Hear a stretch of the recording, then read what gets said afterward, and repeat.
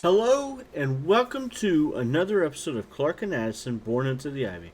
I'm your host David Butler, and the All-Star game has come and gone, and we are back in meaningful baseball.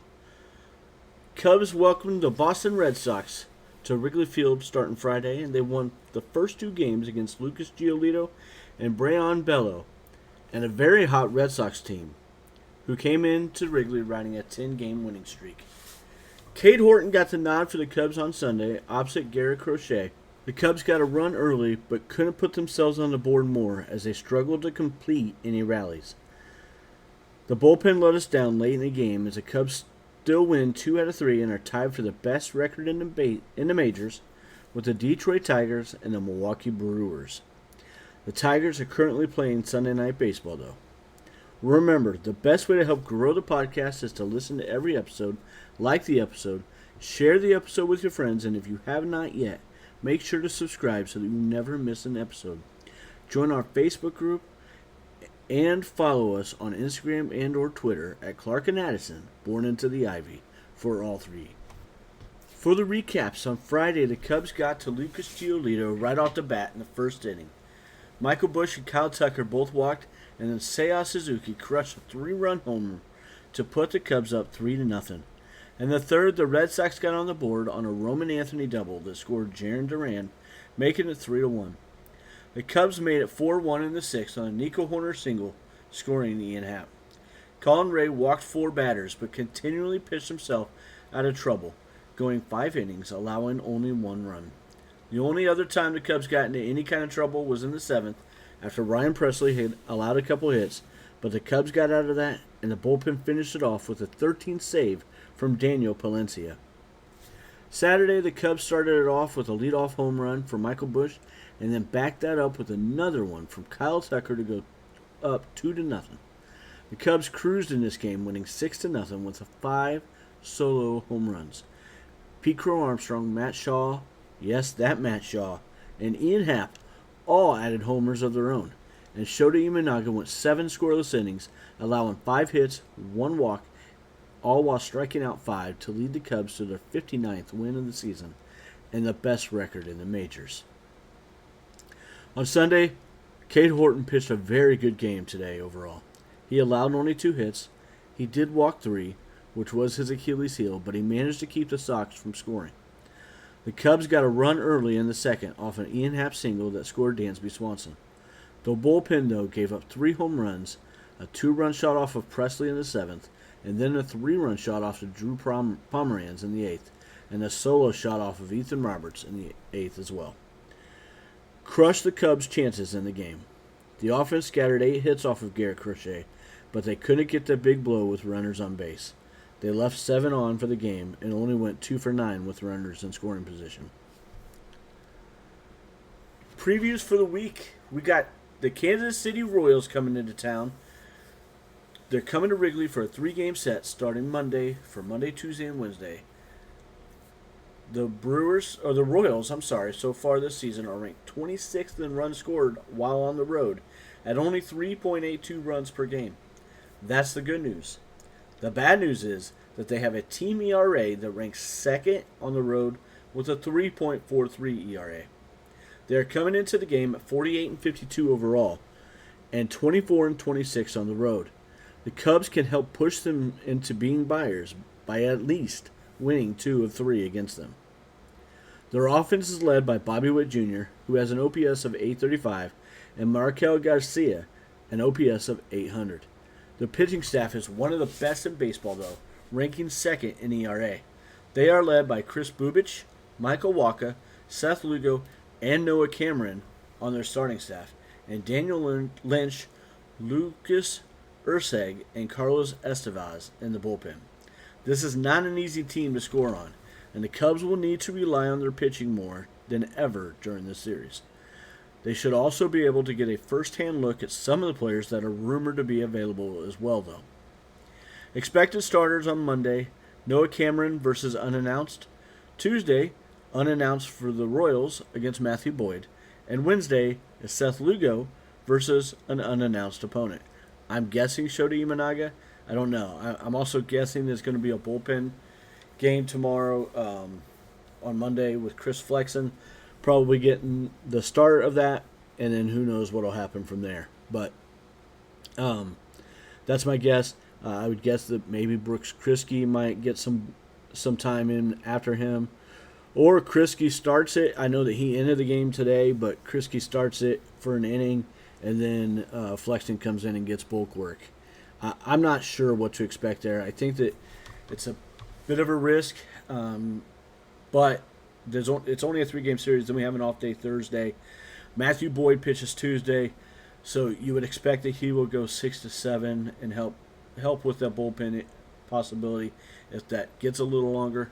I'm expecting a bullpen game tomorrow with Chris Flexen getting most of the bulk work.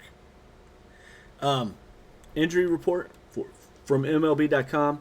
Javier Assad went on the IL March 18th and was transferred 60-day on April 30th. We all know this. Is expected to make a rehab start on July 24th in Arizona per Craig Counsell. Javier Assad, a healthy Javier Assad, could provide that second arm that I keep hearing about, and then I keep talking to. I think we need a second starting pitcher or another bulk arm out of the pen. But I think that it makes plenty of sense for him to be another starter plugged in. I mean, if Javier Assad is our 5th starter, we're doing pretty darn good in my opinion. To be frank, I love Cade Horton. I'm not against Cade Horton being in a rotation. But he's definitely going through some growing pains at times. Every young starter is going to. I think it makes plenty of sense to let Javier Assad take over that and see what happens with him. Miguel Amaya has been taking live at-bats and catching bullpens, expected to begin a rehab assignment on July 24th. Counsell had previously said that he will need at least a week's worth of games before being expected to come off the IL. That could be huge.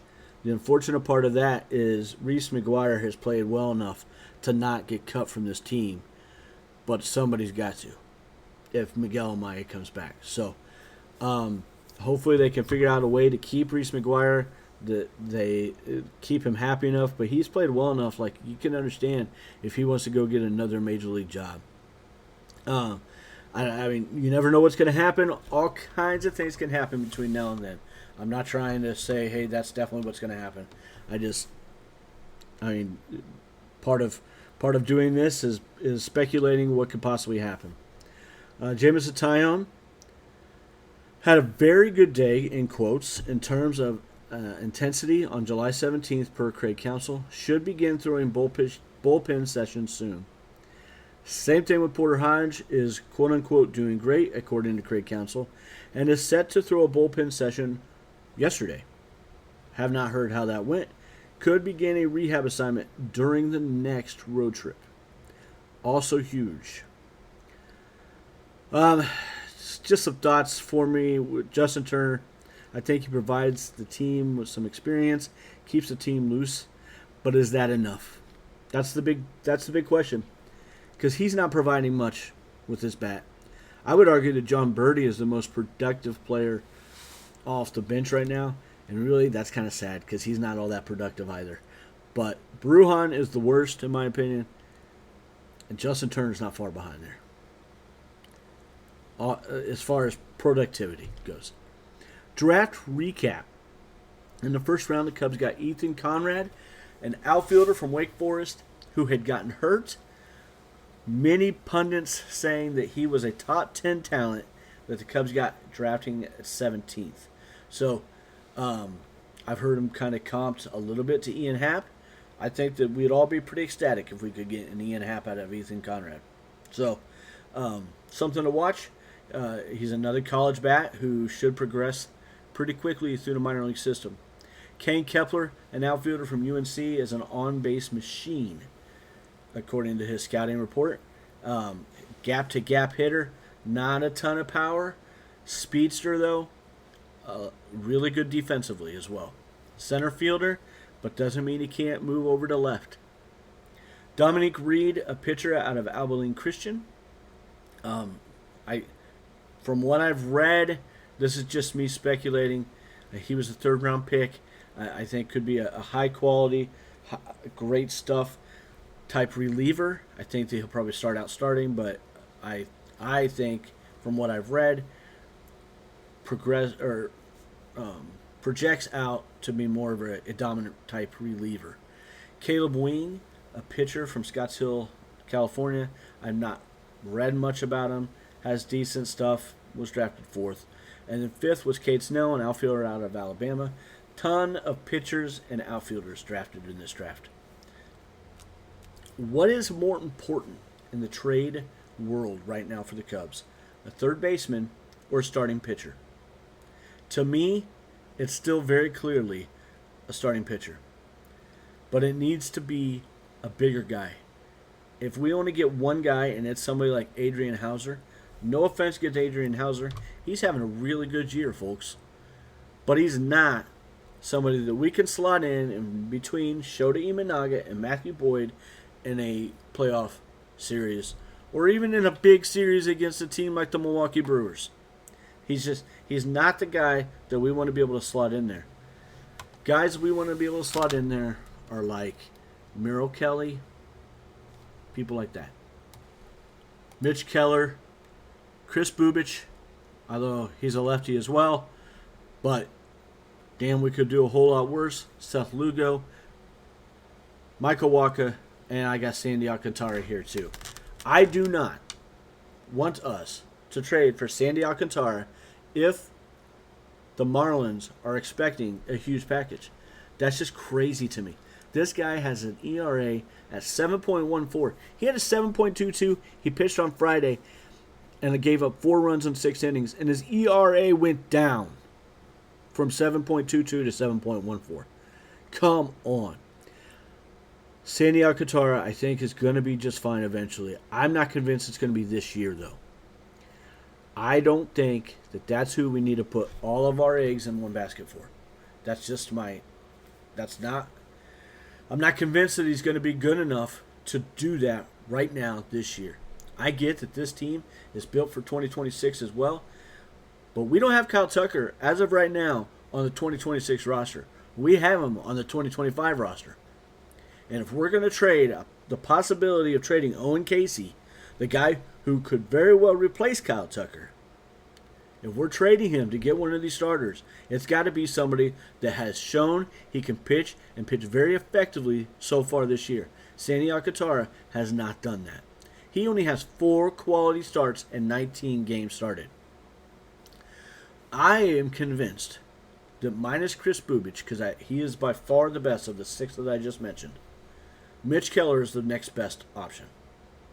He's signed for several more years. He's under plenty of team control. He's not crazy expensive. He's not cheap, but he's not crazy expensive. But he is more expensive than Bubich. To me, that makes Bubich that much harder to trade for, and we got to give up that much more draft capital. And we also don't have him under control for as long if we were to get Bubich instead of Keller. I like Seth Lugo. I don't like his peripherals. Michael Wacha is good. He's not as good, in my opinion, as Mitch Keller, Chris Bubich, or Merrill Kelly. If we're going to get just a rental, I think it should be Merrill Kelly. Not Wacha, not Lugo. Merrill Kelly has been absolutely amazing this year. He's been amazing last year and the year before that. He has a 3.34 ERA. All of these guys, I'm convinced, will get hyped up even more because they will be pitching for a team that is not only in a fight for their division, but in a fight to have a clear-cut path to like the top of the playoffs. I don't want to say it. I don't want to jinx anything. But guys, we're a World Series caliber team.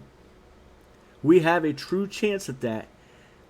And all of these players, I think, will get even more hyped up if they were to get traded here to Chicago and be ready and willing to dominate, fight, pitch, and be ready to help us go to the next level.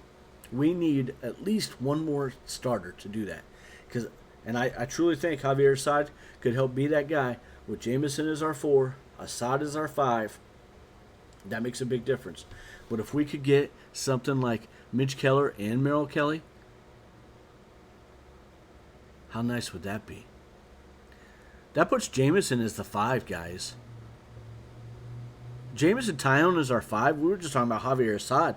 How awesome would it be as Jameson Tyone is our 5 when he comes back? This team can be really, really good. I don't even think we need to trade for a third baseman at that point, folks. Don't get me wrong. I don't disagree. We need to strengthen the bench. I am a huge proponent.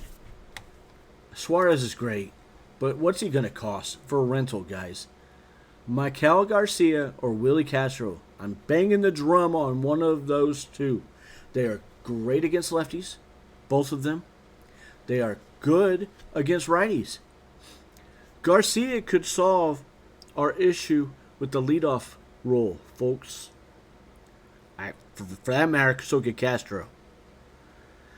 I think that Bush and Horner are doing well in that spot, and Ian Happ is starting to hit quite a bit better after he's come out of that role. But those guys could really help set that table and let Michael Bush and Nico Horner go back down in the lineup and lengthen that lineup even more. How awesome would that be? Thank you for listening. Don't forget to join our Facebook group at Clark and Addison, Born Into the Ivy, and our Instagram group. Follow us there and follow us on Twitter. Leave some posts or comments in there about what you'd like to hear or what you thought about today's episode. However you subscribe to your podcast, please like and subscribe to Clark and Addison, Born Into the Ivy, so that you don't miss out on any of our future episodes. Also, if you feel so inclined, to make sure to leave a 5-star review and leave me some comments. If you are enjoying this podcast, make sure to tell and share it with your friends who might be a Cubs or baseball fan. Have a great day, and let's go Cubs. Paisley, send them home. Go Cubs, go! Living on the water, counting days since last summer.